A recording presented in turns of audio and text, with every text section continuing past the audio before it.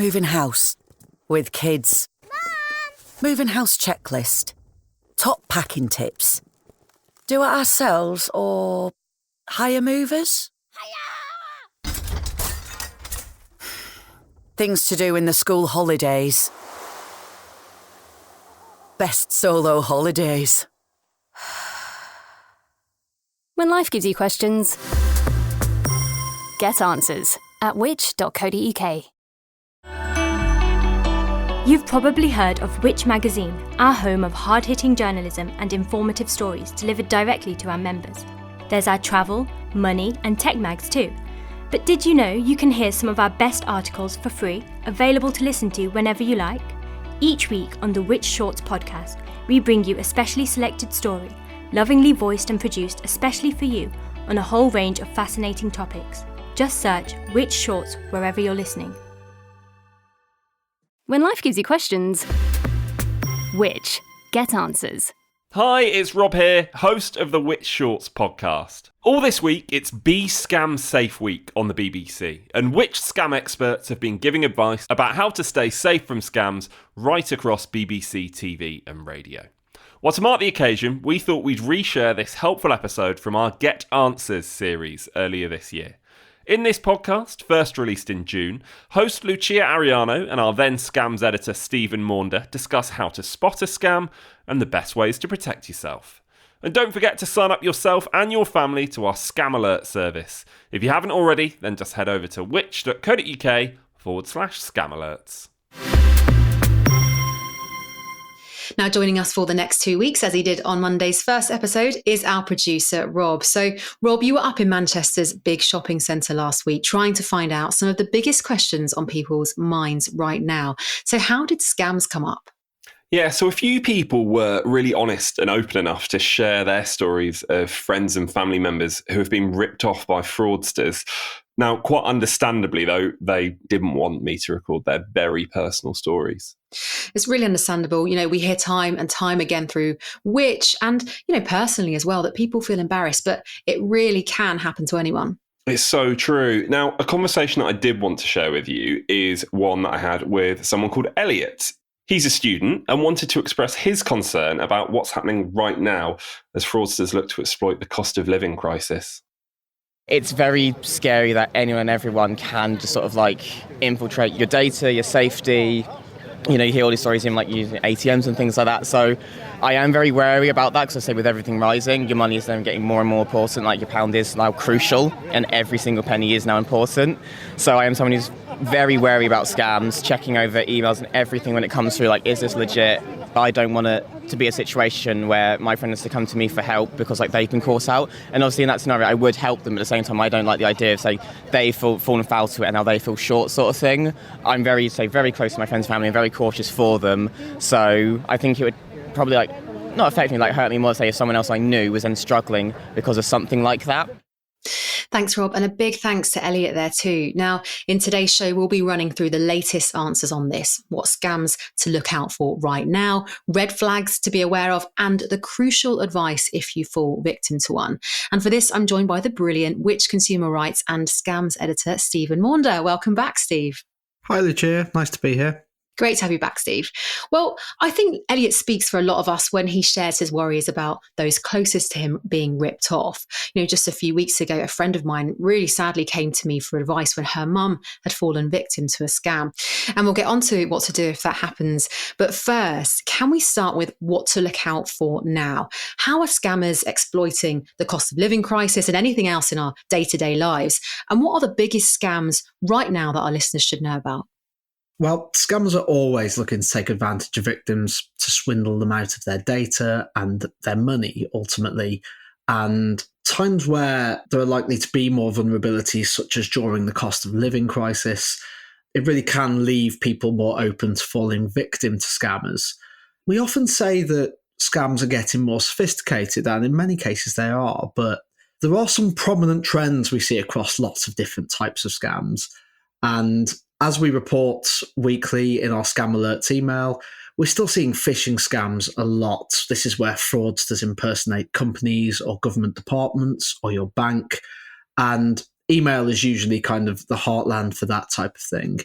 You'll have also seen lots of reports about dodgy investment scams with fake celebrity endorsements from the likes of, Dragons and Martin Lewis and people like that. And those can be very dangerous at a time when people are struggling for money because they get promised returns that are just too good to be true. And they can be convinced by them because they see a celebrity's name on them. But obviously that's false. Another one that we have to keep an eye on at the moment is shopping scams. So shopping scams aren't something we report on that regularly, but the most recent data from UK Finance, which came out just a couple of weeks ago, shows there are more than 100,000 reports of what they call authorised payment scams in 2022, which to you and I would be shopping scams. And we recently reported a few months ago on one particularly bad situation where a member bought a car off a very convincing dealership he saw advertising online, and it turned out to be fake, and he lost thousands of pounds from it. So shopping scams is another one that really need to be aware of at the moment. There's a lot there that I'm sure will resonate with our listeners. Well, can we go on to some advice then on how to spot these kinds of scams? Sure. So scams work in lots of different ways, but we do see lots of common threads and common tactics used by scammers. So when it comes to things like emails, text messages, calls, WhatsApp messages, just be really careful if you get a message that's unexpected from a company or organisation. That could be your bank, could be TV licensing, DVLA, HMRC. These are all common ones we often see impersonated. When it comes to emails in particular, there are lots of signs that you can look out for, which will help you see whether it's a scam or not. So fraudsters can quite easily spoof the email itself. So if they're impersonating HMRC, you might see some quite convincing branding or the same font that's used by that agency. But there are some telltale signs in a lot of cases. First of all, the sender's address. If you look at the address that the emails come from, you'll often see it's just a mishmash of random letters and numbers rather than the official email. You should also look out whether an email refers to you by name and whether, quite importantly, whether it's asking you to click on a prominent link to take action on something. In a lot of cases with scam emails, it'll be things like you need to update your account quickly before it expires or things like that. And they'll often make you do it within 24 hours. Now, all of these things are red flags. Scammers will always look to create urgency to make you panic and make a decision that you really shouldn't be making. Absolutely. And what about some of the other scams you mentioned, say investment scams? With things like investment scams, the promise of high returns on your money can be very tempting. But it really is best to just operate the old adage that if a deal seems too good to be true, it probably is. And that's the same with shopping scams too. You will often see with shopping scams, people just selling items for less than they actually cost in normal retailers, as I was saying earlier with things like car dealerships. And with investment scams, they will offer you returns that are far higher that you can get from standard bank accounts. So really just exercise caution and really think through whether this is actually an opportunity or whether you might be being exposed to a scammer. We're always keeping an eye on the latest scams sort of across the board here at Which. So although we can't report on every single scam that's going around, you can find out about the latest common scams that are breaking each week and how to avoid them by signing up to our weekly scam alert email. Thanks, Stephen. It's so helpful just to have that advice in the back of your mind. And to go back to Elliot's clip then, you of course never want to be in that position where someone close to you has been scammed and comes to you for advice. But if this happens or you think you might have been scammed, and as I said, I was literally having this exact conversation with a friend the other week. If this happens, what do you need to know? So your next steps will depend on the nature of the scam and what you've lost. So if you've given away any financial information, for example, entering your bank details on a dodgy shopping website, you need to contact your bank immediately to get your account blocked and monitored. If you can do that, there may still be a possibility that you'll be able to get your money back. You'll also want to keep a really close eye on your credit report over the coming weeks and months, just to check that nobody is using your details to take out loans and credit cards elsewhere. For other data breaches, so if you've given away things like your name, your address, then it's important that you change your passwords on any affected accounts to something secure. And if you use the same password across lots of different accounts and that might have been compromised, you're really going to need to change them all, ideally to different passwords for each account. And you may even find it useful to use a password manager to do that. It's also really, really helpful if you have been approached by a scammer, even if you haven't lost any money or given away your details, to report these scam attempts. If it's a scam email, you can do that via your email provider, so Outlook or Gmail, etc. And if it's anything else, you need to report it to Action Fraud, which you can do online. You can also report them to Which using our Scam Sharer tool. And can we just kind of whiz through here the need to knows if you lose money to a scam?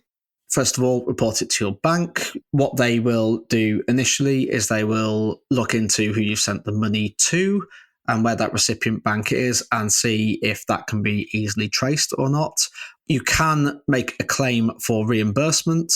A lot of banks are signed up to a code which essentially commits to reimbursing scam victims where they're not at fault.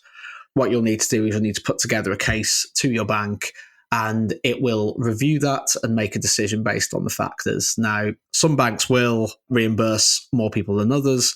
The same scam can be dealt with in two different ways by two different banks.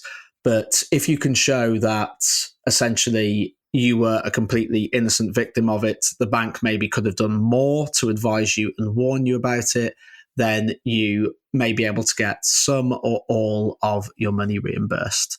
If that doesn't work or you're unhappy with your bank's decision, you can go to the Financial Ombudsman with your complaint. Thank you, Steve. And we'll also put a few links to our scam advice as well as Action Fraud and our Scam Sharer tool in the description of today's episode. When life gives you questions, Which get answers. Now, to finish today's show, for each episode of this Get Answers mini-series, we're going to wrap up with some quick-fire questions we've received on the Which Facebook page. So, Steve, here's some we received over the last couple of days on scams. The first one comes from Sean. His question is about fake properties being advertised for let on Facebook Marketplace. And to summarise, he wants to know what the social media companies are doing to remove scam ads from their platforms. Well, we've been campaigning for platforms like Facebook to do more to protect consumers for a long time now. Unfortunately, in many cases, there's still a kind of whack-a-mole approach to removing dodgy adverts and scams from these platforms. All platforms essentially told us they're working hard to crack down on scammers with verification and use of technology to try and cut this down, stop this from happening. But what's really clear at the moment is all of these platforms really rely on their users to report scams as soon as they see them. And what that means is that, unfortunately, there's currently not a huge amount of protection for consumers against dodgy ads on social media, although we're hoping that will change soon. And I've got one from Jonathan here who asks, if no-win, no-fee companies claiming they can help get money back after a scam are legitimate, or should you go through an alternative channel? If you've lost money to a scam, you really need to go through the relevant process via your bank to ask for reimbursement. There are systems in place. You can escalate it if you're unhappy with the outcome.